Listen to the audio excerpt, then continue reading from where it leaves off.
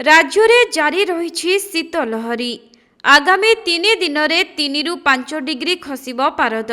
आज राति फुलबाणी एवं कोरापुट रे पारद सबुठारु कम रहिबो।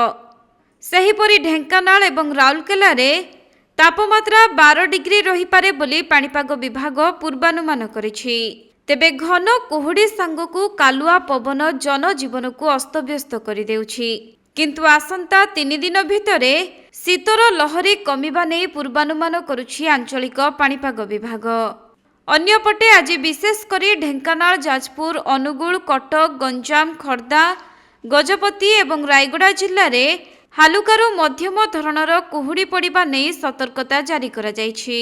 पाणीपाग विभागर सूचना अनुसार गत 24 घंटे जी उदयगिरी रे राज्यर सर्वनिम्न तापमात्रा 5 डिग्री रेकर्ड करा जायथिबा बेले फुलबाणी रे 8, दारिंगबाड़ी रे 8.5, सिमलीगुड़ा रे 5.9, कोरापुट रे 9.4 एवं राउरकेला रे 9.5 डिग्री रेकर्ड करा जायछि।